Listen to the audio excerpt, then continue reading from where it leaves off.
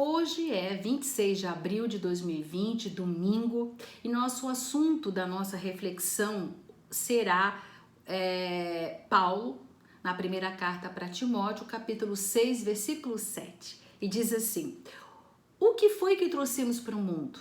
Nada. E o que é que nós vamos levar do mundo? Nada. O tema de hoje é transitoriedade. Muito bem. Para isso nós buscamos no dicionário, já que vamos falar de transitoriedade, a palavra tempo. O que é tempo?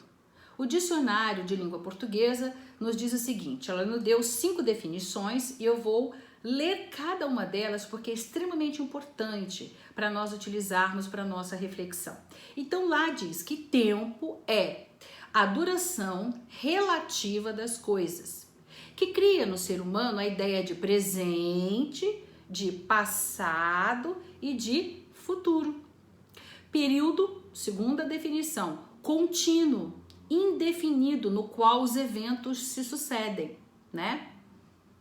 Determinado período considerado em relação aos acontecimentos nele ocorridos, ou ele chama de tempo também como época. Então, na época das descobertas, né? Na época da escravidão. Então, você vê que é um acontecimento, né, que acabou determinando aquele período. Ele chama de tempo. Tempo também é certo período da vida que se distingue dos outros, né? Então a gente fala na minha juventude, na minha infância. Então o período da nossa vida que se distingue dos outros. O período da infância é um, o período da juventude é outro, o período da maturidade, o período que eu tinha filhos, que eu estava com os meus filhos, o período que eu já estou no momento que eu não tenho mais os filhos dentro de casa, né? Então são determinados, né, pelos acontecimentos, e é um certo tempo da nossa vida.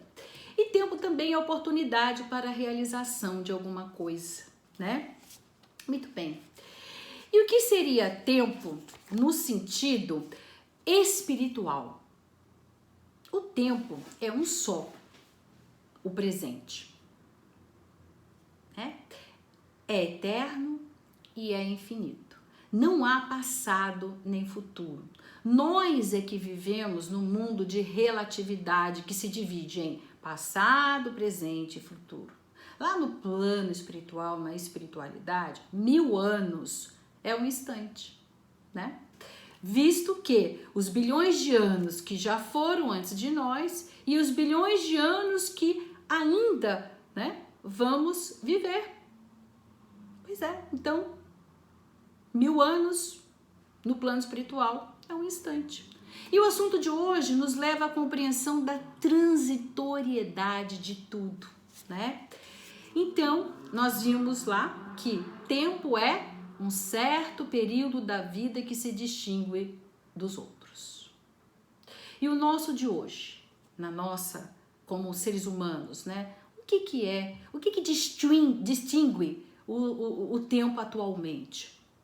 Hoje em dia é o sucesso, né? O sucesso virou a palavra da moda.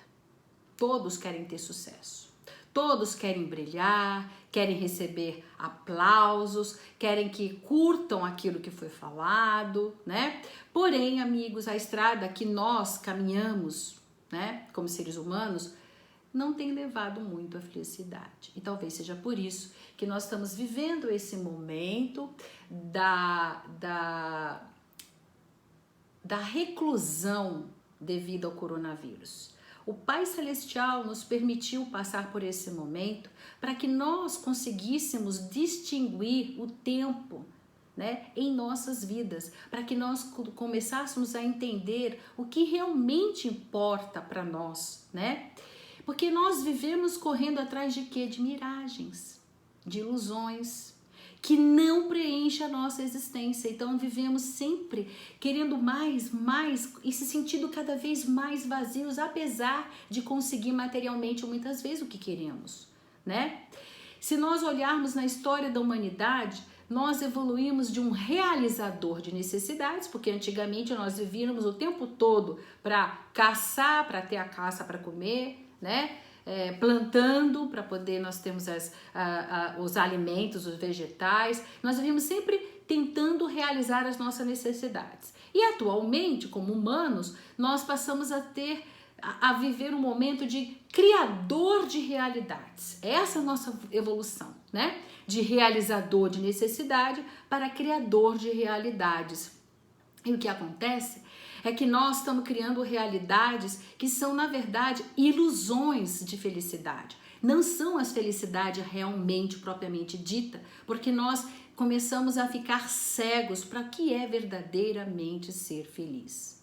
Amigos, as vitórias, elas só têm sentido quando elas nos levam à felicidade. Então você luta por uma coisa, mas você consegue aquela coisa, ou seja, uma vitória para você, mas se não te traz felicidade, você não gosta daquilo que você fez. Precisa trazer, a vitória tem que trazer felicidade. E é preciso saber que nós precisamos diariamente lutar como um leão. Mas veja, gente, lutar para aquilo que vale a pena, né? E o valor de uma vitória reside no significado da luta, né? Quanto mais difícil e ter significado por aquilo que eu estou lutando, mais feliz eu fico com aquilo. Por isso que quando você está lutando por algo, você precisa perguntar para você se esse algo que você luta tanto na sua vida tem um significado, né? Mas esse significado, essa causa, ela precisa ser nobre. Aí é que está a diferença, né? Nós precisamos agir no momento imediato que nós tomamos consciência disso, né? A nossa maior missão aqui, nessa viagem pelo planeta, é sermos felizes. Mas veja bem, criarmos oportunidade para que os outros também o sejam. Se eu quero ser feliz sozinha, não adianta. Se eu quero ter vitória, chegar em primeiro lugar e ficar segurando sozinha, aquilo não faz o menor sentido. Quando você vai, por exemplo, para um país e você está vendo as coisas maravilhosas, a cultura, um lugar bonito, uma paisagem, aquelas pessoas que você ama, você gostaria de estar ali, né, que elas estivessem com você, para poder dividir essa felicidade, não é verdade? Pois é. A vitória sozinha, solitária, sem significado, sem um significado nobre, não adianta nada, não traz felicidade. Então, é isso. Nós vivemos para criar felicidade para nós, mas criar oportunidade para que os outros também sejam felizes. E é isso o que nós estamos vivendo agora para entender. Enquanto nós não compreendermos isso como humanos, como todos aqueles de todos os países, de todas as culturas, nós precisamos criar oportunidades para que outros países também, outras culturas, outras pessoas, no nível que você quiser pensar, até dentro da sua casa. Eu não posso ser feliz sozinho. A luta pela sobrevivência está brutalizando o ser humano. Por isso, a chamada para a consciência. Por isso que nós precisamos silenciar o barulho lá de fora e começar a escutar o barulho dentro da gente, dentro da nossa casa, né? Vivemos extremamente pressionados. A competição tem servido como justificativa para todo tipo de absurdo. É uma reflexão para nós fazermos, né? Percebem que milhões de anos depois do homem das cavernas, a vida continua sendo um campo de batalhas. As pessoas destroem a si mesmas e aos outros para atingir as suas metas. Nós vemos isso numa empresa, vemos isso como país. Ele tem uma meta, ser o primeiro, ou o maior, ou ser o único. E aí o que acontece? Destroem a si mesmos. Por isso a necessidade de nós sentarmos e refletirmos como seres humanos este momento a qual estamos vivenciando. A maneira como constroem, né, o seu sucesso é agressiva e a vitória é saboreada solitariamente. Pois é. Devido ao quê? Ao medo dos adversários. Aí está a situação. Viver a vitória solitária, mas porque eu tenho medo dos meus adversários. E o preço de tudo isto tem sido muito alto para todos nós. Famílias desagregadas, consumo de drogas cada vez maior, violência insana e muito suicídio, muita depressão. Exatamente por essa situação em que nós resolvemos buscar o sucesso solitariamente. Tempo, a oportunidade para realizar alguma coisa. Esse é o tempo para nós realizarmos alguma coisa, como diz o dicionário, né? Temos que ficar alertas, pois como uma loteria, a sociedade cria prêmios, né? E todos nós apostamos as nossas vidas, mas pouco de nós efetivamente consegue a realização pessoal. Por quê? Porque ninguém, diz Humberto Holden, pode ser realmente feliz enquanto não se perder em algo maior do que si mesmo. Repetimos. Ninguém pode ser realmente feliz enquanto não se perder em algo maior do que ele mesmo. É uma lei. É uma lei de Deus e essa lei é universal. Essa lei é universal. Todo homem, para ser feliz, precisa girar em torno da felicidade dos outros.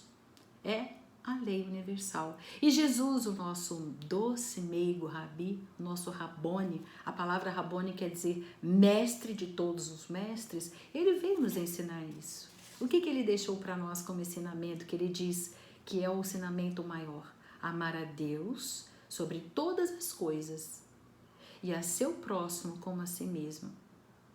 Olha que lindo. E mais, Jesus diz que perca a sua vida para ganhá-la. O que Jesus quis dizer perder a sua vida? É o sacrifício, amigos. Né? Perder a sua vida para ganhar a sua vida são sacrifícios que nós precisamos fazer. Estamos, amigos, no lugar certo, com as pessoas certas, no tempo certo, né? Nada é ao acaso. Nós construímos a nossa vida atual, né, com a linha que nós fornecemos em outras vidas. Não pensem que não é assim, né? Esse é o elixir da felicidade. Quem já aplicou sabe que é 100% eficiente.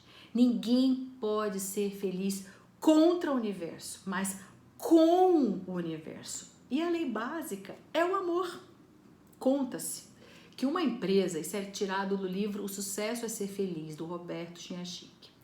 Conta-se que uma empresa recebeu a visita de empresários de 13 países. E para demonstrar a sua forma de atuação, o dono distribuiu o histórico e o balanço financeiro para demonstrar como que eles vinham exercendo o seu trabalho. Ao analisar o balanço e o momento da empresa, um deles sugeriu ao administrador que demitisse 400 funcionários, por isso ele iria conseguir dobrar os seus lucros.